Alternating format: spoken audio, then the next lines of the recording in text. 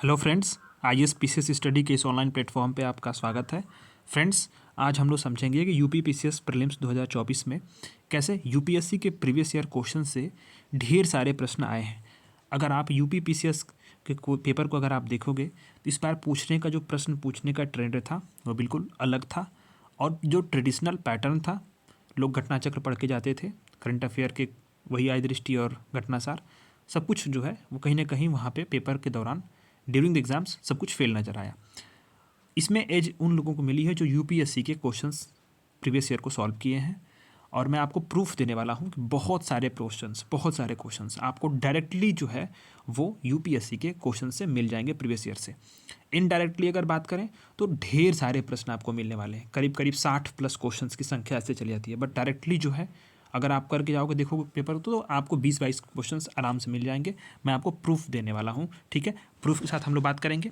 देखिए, पहला क्वेश्चन पूछ रहा है कि निम्नलिखित विदेश यात्रियों पर विचार कीजिए, उन्हें आरोही क्रम में व्यवस्थित कीजिए। ये क्वेश्चन था, ये यूपी पीसीएस 2024 का, ठीक है।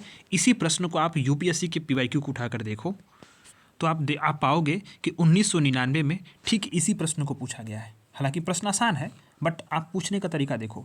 फायान, इत्सिंग, मेगस्थनीज और वेंगसांग, ठीक है, वही चीज़ें पूछी गई, इसमें एक आध चीज़ें जो है इधर उधर कर दी गई हैं, ठीक है। पहला प्रश्न ऐसे हो गया। इसी तरह से अन्य क्वेश्चंस को हम लोग देखते हैं। आप इन प्रश्नों को उठाकर देखो कि भूमध्य सागरीय जलवायु के संदर्भ में निम्नलिखित कथनों पर विचार कीजिए। यहाँ शीत ऋतु में वर्षा होती है और शीतकालीन अयांत के कारण वायुदाब पेटियाँ दक्षिण की ओर खिसक जाती हैं। ये पूछा हुआ स्टेटमेंट है, पहला प्रश्न। और ठीक इसी से मिलता जुलता प्रश्न ये भी है, ठीक है। पश्चिमी यूरोप में सभी महीनों में वर्षा होती है और पश्चिमी यूरोप पछुआ पवनों की पेटी के अंतर्गत है। हालांकि ये तो है फिजिकल ज्योग्राफी का, जिसमें आपको एनसीईआरटी से भी चीज़ें हो जाएंगी, बट यूपीएससी में क्वेश्चन इस पर पूछा गया है। मैं आपको दिखाता हूँ।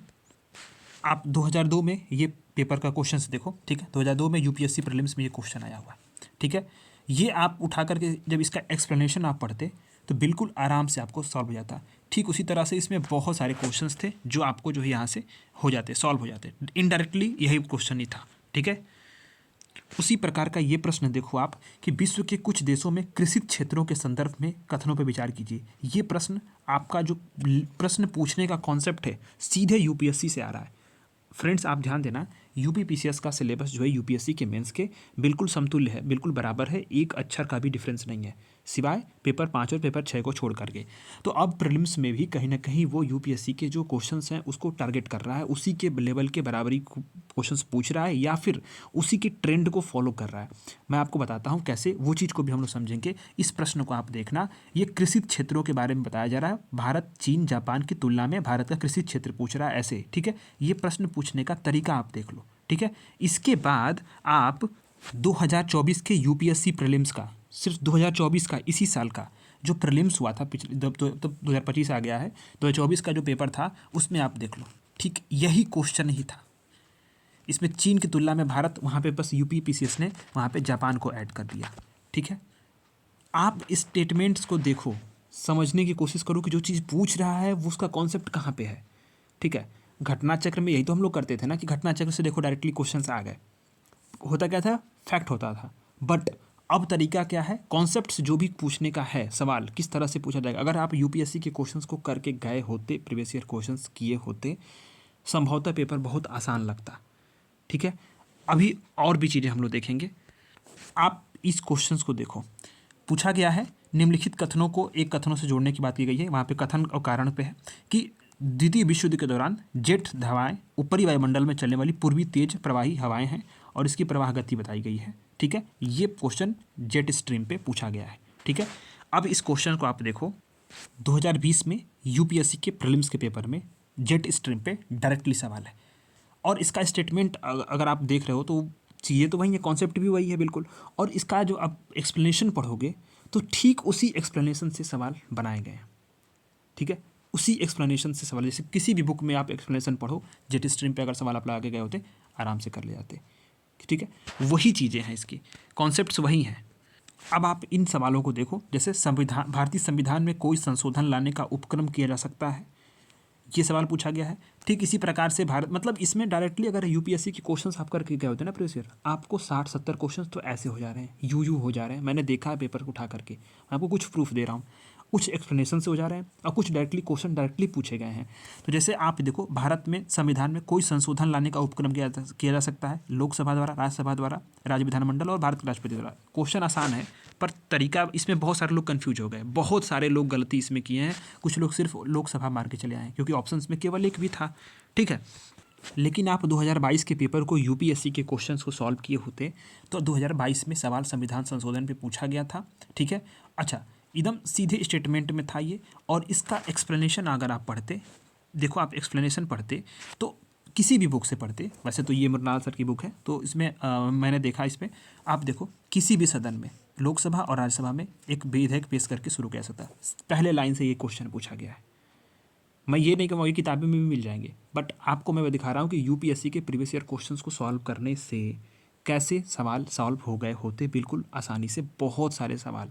मैं आपको कुछ उदाहरण दे रहा हूँ, मैं बार बार कह रहा हूँ कि ये मैं कुछ पॉइंट्स लेकर आया हूँ। अगर आप सर्च करोगे, अगर आप डीपली थोड़ा सा जानने की कोशिश करोगे, आपको सारे सवाल यूपीएससी के प्रीवियस ईयर क्वेश्चंस के और यूपीपीसीएस के भी पीवाईक्यू के कुछ मिल जाएंगे।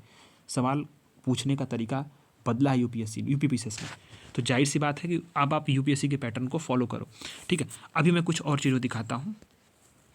आप देखो वर्कर एंड फिजेंट पार्टी, ठीक है, वर्कर एंड फिजेंट पार्टी, ये सवाल बहुत सारे लोगों ने गलत कर दिया, ठीक है। ये वाला स्टेटमेंट तो कॉमन सा स्टेटमेंट था, ठीक है, लोग कर लेते, लेकिन ये वाला स्टेटमेंट कहाँ से निकलता।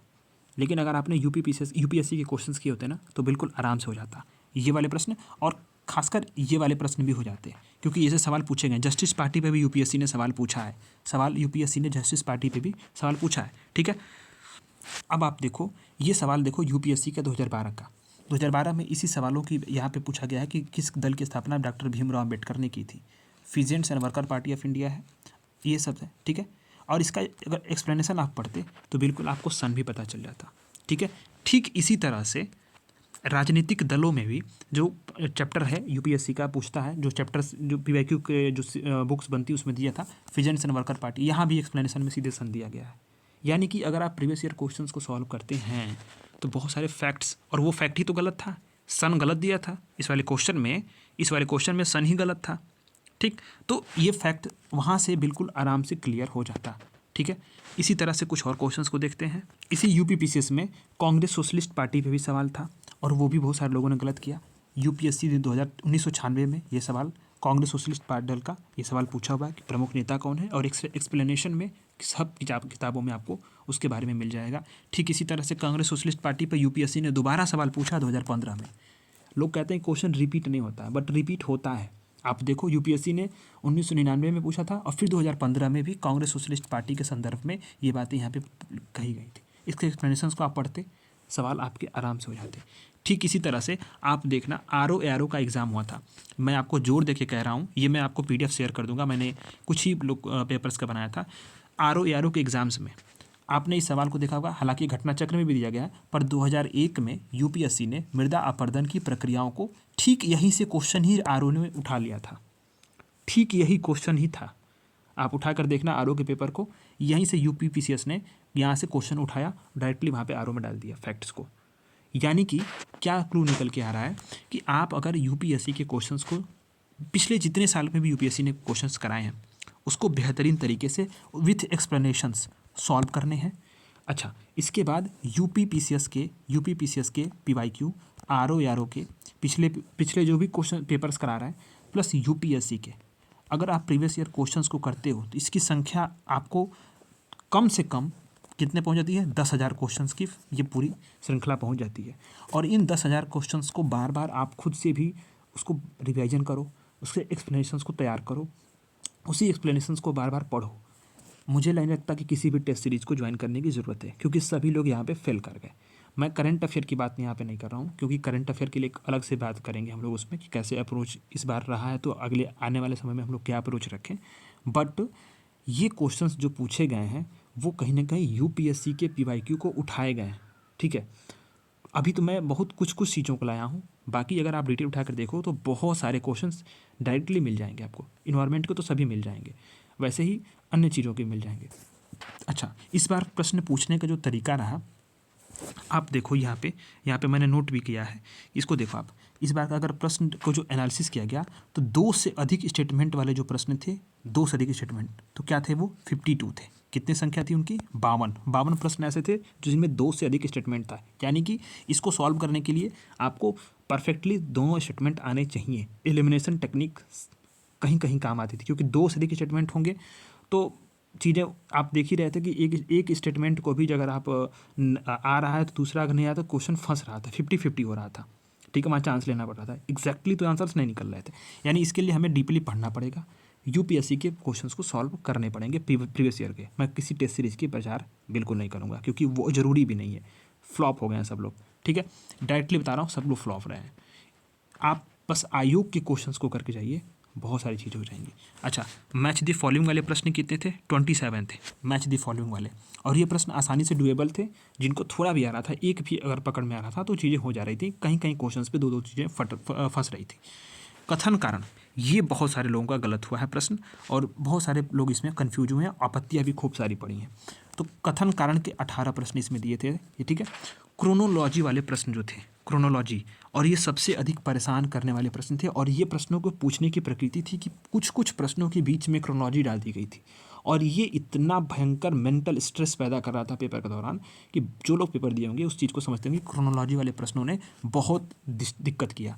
इसके बाद वन लाइनर, अब सबसे अधिक लंका लगी है वन लाइनर को, जो 80-80 पेज के मटेरियल दे रहे थे। और खासकर आपने देखा होगा कि बहुत सारे कोचिंग वाले वन लाइनर पढ़ा रहे थे। वन लाइनर प्रश्न कितने थे? 15। उठाकर आप देखो संख्या, फेल हो जाएंगे डायरेक्टली। वन लाइनर प्रश्न सीधे फेल हो गए हैं, और वन लाइनर प्रश्न से कोई भी सवाल सॉल्व हो नहीं सकता था अगर वन लाइनर पढ़ के आप गए होते तो, ठीक है। क्रम, अच्छा, क्रम अनुक्रम वाले कितने क्वेश्चंस थे? तो 4 क्वेश्चंस थे, ठीक है। और करेक्ट इनकरेक्ट वाले जो तो प्रश्न थे वो लगभग 8 थे। इस तरह से ये प्रश्नों की संख्या 150 रही है। तो यहाँ से निकल कर के सामने क्या क्लू आता है कि आपको जो है बेहतरीन तरीके से आयोग के, सभी आयोग, यूपीएससी के खासकर, प्लस यूपीपीसीएस के, प्लस आरओ एआरओ के, और प्लस आप जो हाल फिलहाल के एग्ज़ाम्स जो भी यूपीपीसीएस कराता है उसके हमें क्या करना है, क्वेश्चंस को सॉल्व करने हैं। उसके क्या करना है हमें, उसका जो है हमें खुद से भी कुछ चीज़ों का एक्सप्लेनेशन तैयार करना है, क्रम में रखना है, बार बार उसको रिवीजन करनी है, और उन्हीं क्वेश्चंस के जो टॉपिक हैं, जैसे मान लो कि फिजेंट पार्टी पूछा हुआ था, अब हमारी जिम्मेदारी बनती है कि नहीं आ रहा तो मैं उसको पढ़ लूँ। देखो दोबारा यूपीएससी ने भी रिपीट किया उसी चीज़ को। संविधान संशोधन पर कितने बार सवाल पूछा गया, लेकिन अगर टॉपिक पता नहीं है, कॉन्सेप्ट पता नहीं, तो उसको आप बुक से पढ़ो। ये जिम्मेदारी किसकी है? आपकी है, ठीक है। लेकिन वही टॉपिक है, वही थीम है, उसी पे क्वेश्चन रिपीट हुए हैं। और कई सारे क्वेश्चन तो देखो, ये आप क्रम वगैरह पूछने वाला, ये सारे क्वेश्चन डायरेक्टली यूपीपीसीएस ने उठा लिए। आरओ में जो अपर्दन वाला था क्वेश्चन, वो भी यूपीएससी ने वहीं से, यूपीपीसीएस ने उठाया यूपीएससी के क्वेश्चन को। तो कहीं ना कहीं मेंस में जब सिलेबस सेम है, क्वेश्चंस वहाँ से रिपीट हो रहे हैं यूपीएससी में, तो प्रीलिम्स में भी चीज़ें उसी की चीज़ें रिपीट हो रहेंगी। और वहीं उसी ट्रेंड को फॉलो करके हमें जो है थोड़ा सा फैक्चुअल भी पढ़ना है, और थोड़ा सा हमें यूपीएससी के तरफ भी झुका रखना है, तब जा कर के मिश्रित रूप से हम जो है इसमें यूपीपीसीएस के प्रीलिम्स के पेपर में अच्छा कर पाएंगे, ठीक है। तो ये चीज़ें आज की वीडियो से आपको पता चला होगा कि बहुत सारे क्वेश्चंस कहाँ से डायरेक्टली आए हैं, तो यूपीएससी के पेपर से, प्रीवियस ईयर क्वेश्चन से आए हैं। मैंने आपको कुछ दिखाया है, बाकी आपकी जिम्मेदारी है, आप खुद भी पेपर उठा कर देखो। 1991 से लेकर के 2024 तक की पेपर उठा कर देखो, आपको 60 क्वेश्चन आपको डायरेक्टली वहाँ से मिल जाएंगे, ठीक है। तो प्लीज़ ये आप चीज़ों को शेयर करना अपने दोस्तों को भी।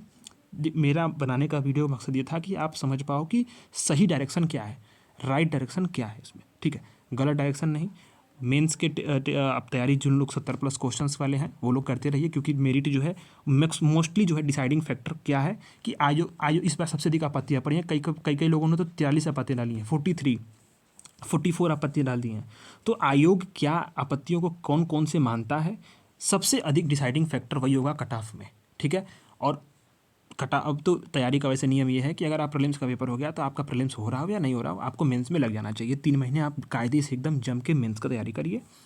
होना होगा होगा, नहीं होना होगा नहीं होगा, फिर अगले बार पेपर में काम आएगा मेंस की तैयारी, ठीक है। तो आप मेंस की तैयारी करते रहिए, प्रीलिम्स का भी थोड़ा थोड़ा पढ़ते रहिए। मोस्ट प्रोबेबली जून में यूपीपीसीएस प्रीलिम्स फिर से होगा, ठीक है।